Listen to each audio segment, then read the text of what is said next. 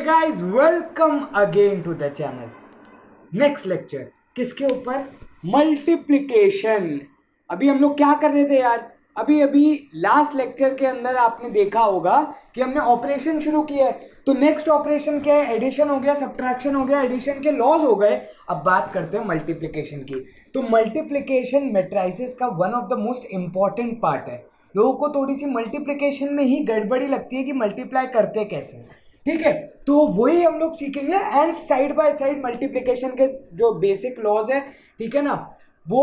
And last part would be what? Scalar multiplication, कि अगर कोई भी नंबर मल्टीप्लाई हो जाए एक मैट्रिक्स के साथ तो आंसर क्या बनता है वो देखेंगे इस लेक्चर के अंदर। तो स्टार्ट करते हैं विदाउट वेस्टिंग एनी टाइम, ठीक है? मल्टीप्लिकेशन पढ़ना हम लोग शुरू कर रहे हैं। तो दो मैट्रिक्स मल्टीप्लाई कब हो सकती है, पहली बात तो वो आती है, ठीक है? दो मैट्रिक्स कब मल्टीप्लाई हो सकती है?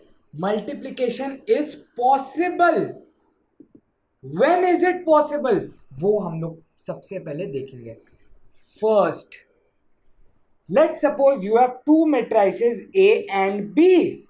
Let's suppose you have two matrices A and B, then multiplication is possible only when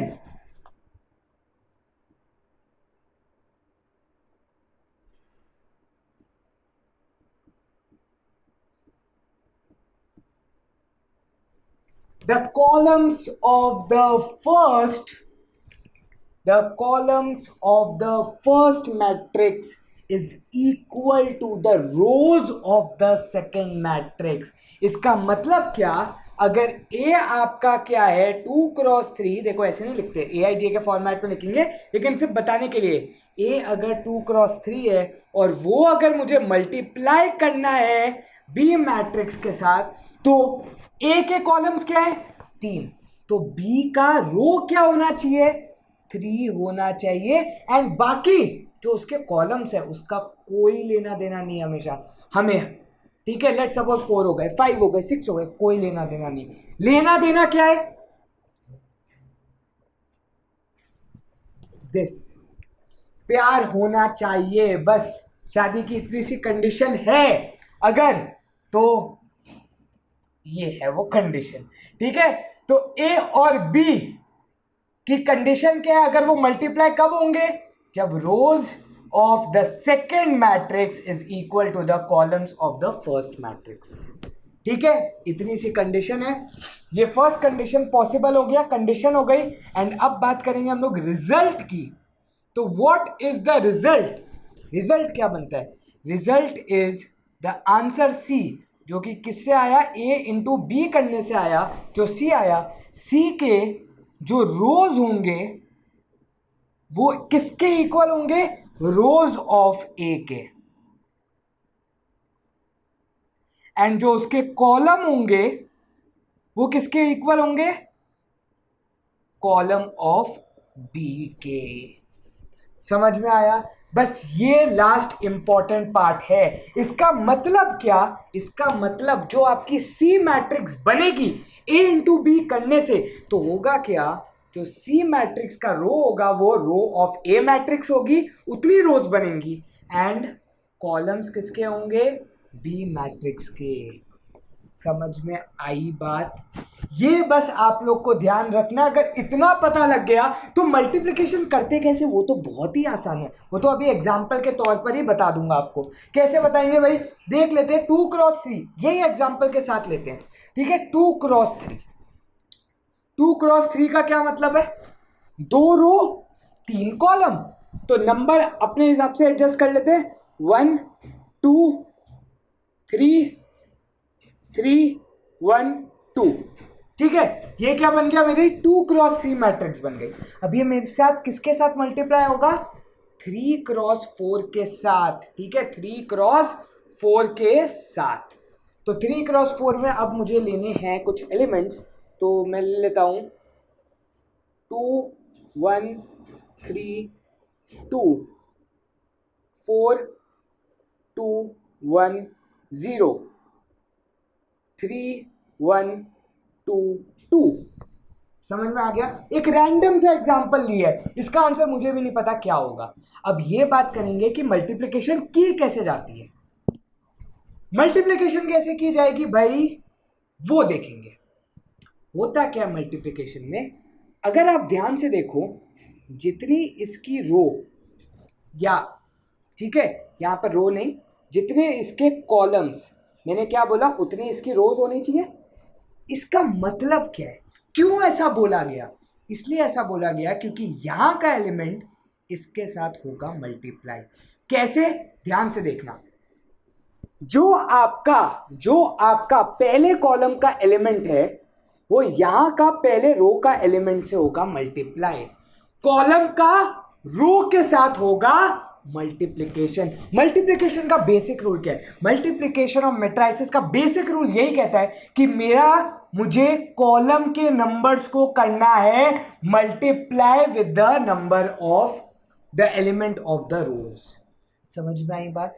या फिर आप उल्टा भी कह सकते हो कि रो के एलिमेंट्स को लगातार लेना है और कॉलम के एलिमेंट के साथ लगातार करना है मल्टीप्लाई, और बीच में लगाना है एडिशन का साइन। यस, करना क्या होता है, 1 into 2, रोज के सारे एलिमेंट लो और कॉलम के एलिमेंट्स लो। दो तरीके होते हैं, दो तरीके से लोग सोचते हैं। एक इंसान बोलता है कि रो के सारे एलिमेंट लेते जाओ, कॉलम के सारे एलिमेंट लेते जाओ और कॉरेस्पॉन्डिंगली मल्टीप्लाई करते जाओ, एक तरीका। दूसरा इंसान बोलता है हर कॉलम का पहला एलिमेंट उठाओ, दूसरे मैट्रिक्स में हर रो का पहला एलिमेंट उठाओ और मल्टीप्लाई करके ऐड कर दो। दोनों की बातें सेम है, एक कान यहां से पकड़ रहा है तो एक कान यहां से पकड़ रहा है, और कोई डिफरेंस नहीं है। करेंगे क्या, 1 into 2 प्लस 2 into 4 प्लस हर मल्टीप्लिकेशन के बाद आपको क्या लगाना है, प्लस का साइन लगाना है। ये आपके लिए इंपॉर्टेंट पार्ट है। तो 3 विल बी मल्टीप्लाइड विद 3। समझ में आया? ये आपका क्या बनेगा, पहला। अच्छा, अब ये बात आती है, ये आपका बनेगा A11, या बात करें तो अगर ये A11 है, ये B11 है, ये A12 है, ये B21 है, ये A13 है, ये B31 है ना? एलिमेंट का number A11 will be multiplied with B11, A12 will get multiplied with B21, A13 will get multiplied with B31, और इन सबको आप कर दोगे ऐड। तो एक और तरीका याद रखने के लिए कि मल्टीप्लिकेशन में क्या होता है, जो आप A का साइन ले रहे हो, जो आप A के एलिमेंट ले रहे हो, B में बस रिवर्स कर दो और उससे मल्टीप्लाई कर दो बस। अगर A में आप 1 1 ले रहे हो तो B में आप 1 1 लोगे, क्योंकि इसका रिवर्स क्या होता है, 1 1 ही होता है। 1 2 ले रहे हो तो 2 1, अगर 2 1 ले रहे हो तो वहां पर 2 1 यहां पर क्या होगा, 3, तो यहां पर आप क्या लोगे, 2 1 का उल्टा क्या होता है, 1 2, 1 2 मतलब ये। आई बात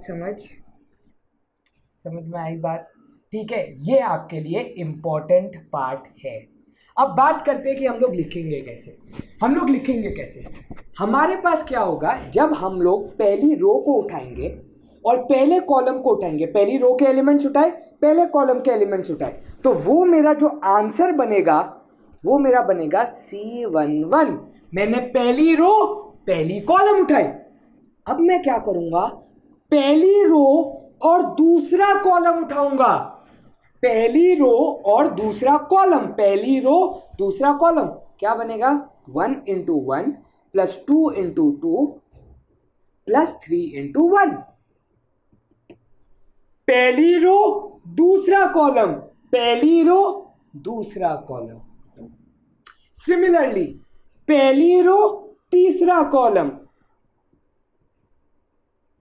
2 into 1 प्लस 3 into 2।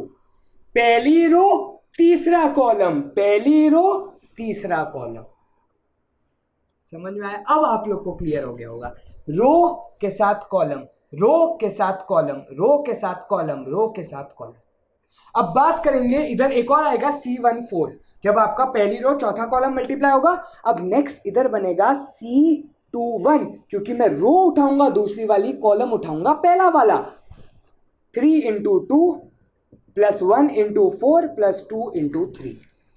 समझ में आई बात? फिर दूसरा बनेगा 3 into 1 plus 1 into 2 plus 2 into 1। दूसरी रो दूसरा कॉलम, तो ये क्या बनेगा C22। तो यहीं से अगर आप देख पा रहे हो तो 2 रो है, हाँ जी 2 रो है, 4 कॉलम बन रहे हैं, हाँ जी 4 कॉलम बन रहे हैं। तो C का आंसर मैट्रिक्स क्या बनेगा? कितने रोज कितने कॉलम का बनेगा? जितनी A की रोज है और जितने B के कॉलम्स हैं। आई होप अब आप लोग को मल्टीप्लिकेशन क्लियर हो गया होगा इस एग्जाम्पल के ऊपर। तो अब आप लोग को आंसर लिखना है 2 प्लस 8 10, 10 प्लस 9 19। तो आपकी आंसर मैट्रिक्स क्या बन जाएगी? ये बन जाएगा 19। सिमिलरली ये बन जाएगा 1 प्लस 4 5, 5 प्लस 3 8, तो 8। यहाँ पर क्या बन जाएगा? 3 प्लस 2 5, 5 प्लस 6 11। 4 वाले में क्या बन जाएगा? 2 प्लस 0 प्लस 6, आंसर बन जाएगा 8। लास्ट में क्या बन जाएगा? यहाँ पर 6 प्लस 4 10, यहाँ पर 16, यहाँ पर बन जाएगा 3 प्लस 2 5 प्लस 2 7, फिर बन जाएगा 9 प्लस 1 प्लस 4 14। देखो अब आप लोग डायरेक्ट भी कर सकते हो। 3 इंटू 2 6, 1 इंटू 0 0 होता है तो 6 ही बचा, 2 इंटू 2 4, ऐड कर दिया, 6 plus 4 10। This is my answer matrix. आई बात समझ? एक एग्जाम्पल के तौर पर आपको मल्टीप्लिकेशन समझ में आया। अब क्वेश्चन जनरली मल्टीप्लिकेशन के नहीं आते। क्वेश्चन क्या आते हैं? ऐसे कि अगर मेरे पास ए मैट्रिक्स में, लेट सपोज मेरे पास ए मैट्रिक्स का ऑर्डर आपको दिया हुआ है 2 क्रॉस 3, बी मैट्रिक्स का ऑर्डर आपको दिया हुआ है P क्रॉस 4, ठीक है, और वो ये बोल रहा है कि A इंटू बी डिफाइंड है, वो ये बोल रहा है कि A इंटू बी डिफाइंड है, तो find the value of P and find the value of C matrix, the order of C matrix, ऐसा क्वेश्चन पूछेगा। तो P की वैल्यू क्या होनी चाहिए? याद क्या रखना है? Column of the first matrix is equal to row of the second, मतलब ये दोनों इक्वल, P की वैल्यू 3 आ गई। C का ऑर्डर क्या होगा? ये दो 2 क्रॉस 4। समझ में आया? क्वेश्चन इस टाइप का आएगा और आपके एनसीईआरटी में इस टाइप का क्वेश्चन है वो हम लोग करने वाले। तो अब एक बार ऑपरेशंस को रिवाइज करते हैं। एडिशन सब्ट्रैक्शन में हमने क्या देखा कि ऑपरेशंस का ऑपरेशन तभी परफॉर्म हो सकता है एडिशन सब्ट्रैक्शन जब ऑर्डर सेम हो। मल्टीप्लिकेशन में ऐसा नहीं है। मल्टीप्लिकेशन में ऑर्डर सेम होना जरूरी नहीं है। मल्टीप्लिकेशन में कंडीशन क्या है कि column of the first matrix is equal to rows of the second matrix. ये इंपॉर्टेंट है। हो गई बात क्लियर? लास्ट टॉपिक पर चलते हैं फटाफट से, वो है स्केलर मल्टीप्लिकेशन। तो अब बात करते हैं स्केलर मल्टीप्लिकेशन क्या होता है। अगर मैं एक मैट्रिक्स को, अगर मेरे पास एक मैट्रिक्स है, ठीक है, उसको मैंने मल्टीप्लाई किया 5 से, लेट सपोज मैंने 5 से मल्टीप्लाई कर दिया एक मैट्रिक्स को, या मैंने लिखा है 5 टाइम्स A और A मैट्रिक्स है ये वाली मैट्रिक्स, तो आंसर मैट्रिक्स क्या बनेगा वो डिपेंड करता है। वो क्या होता है, इसको हम बोलते हैं स्केलर मल्टीप्लिकेशन। तो स्केलर मल्टीप्लिकेशन का प्रोसेस क्या होता है कि अगर मैं कोई नंबर मल्टीप्लाई कर रहा हूं मैट्रिक्स के, तो सारे के सारे एलिमेंट A के मल्टीप्लाई हो जाएंगे उसी नंबर से। मतलब 5A की वैल्यू क्या बन जाएगी? 5 into 1 5, 5 into 2 10, 5 into 3 15, 5 into 4 20।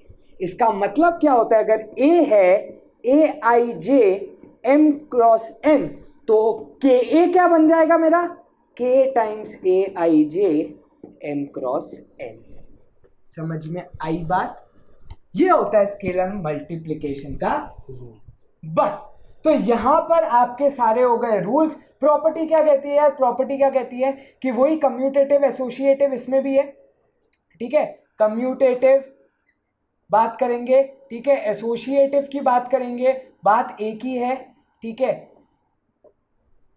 Commutative क्या होता है? A into B is equal to B into A, ठीक है। एसोसिएटिव क्या होता है? A into B into C is equal to A into B whole into C.